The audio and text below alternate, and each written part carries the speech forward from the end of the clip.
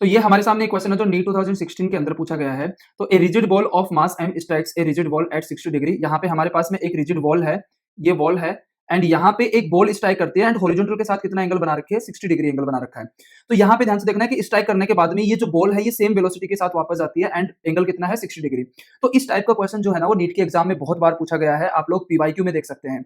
तो यहाँ पे इस टाइप के क्वेश्चन को हम लोग किस तरीके से अप्रोच कर सकते हैं, आपको ये समझने की जरूरत है। बहुत कॉन्सेप्चुअल क्वेश्चन है, आप लोग इस वीडियो को लास्ट तक देखना, मैं बहुत अच्छे से आप लोगों को एक्सप्लेन करूंगा। अब हमें इस क्वेश्चन में क्या निकालना है कि find impulse imparted by the wall on the ball. तो सबसे पहले आप लोगों को इंपल्स का पता होना चाहिए कि इंपल्स क्या होता है। तो देखो इंपल्स जो होता है ना एक वेक्टर क्वांटिटी है, I vector is equal to F delta T and ये होता है change in momentum by the Newton second law. ये हम लोग लिख सकते हैं। तो इंपल्स की अगर बात करी जाए तो इंपल्स बेसिकली क्या है, final momentum minus initial momentum of the ball.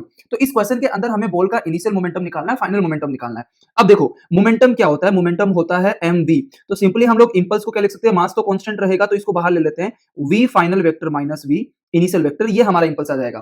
तो इंपल्स निकालने के लिए हमें फाइनल वेलोसिटी वेक्टर में से इनिशियल वेलोसिटी वेक्टर को माइनस करना है। तो सिंपली हम लोग यहाँ पे डायग्राम बनाएंगे। तो देखो ये कंपोनेंट हो जाएगा हॉरिजॉन्टल कंपोनेंट, ये हो जाएगा वर्टिकल कंपोनेंट। ये एंगल 60 है तो ये वाला एंगल भी 60 हो जाएगा। तो इधर आ जाएगा v cos 60 that is v/2। ये इधर आ जाएगा √3 v/2। मैं कंपोनेंट डायरेक्ट कर रहा हूं। यहाँ पे ये एंगल 60 है तो ये वाला भी 60 हो जाएगा। तो ये आ जाएगा v cos 60 that is v/2 and ये हो जाएगा √3 v/2। ठीक है। अब ध्यान से देखो वर्टिकल डायरेक्शन में, वाई डायरेक्शन में यहाँ पे वेलोसिटी चेंज नहीं हो रही है। तो यहाँ पे चेंज इन वेलोसिटी नहीं आ रहा है। तो change in velocity in Y direction कितना आ जाएगा, डेल्टा वी वाई कितना आ जाएगा 0।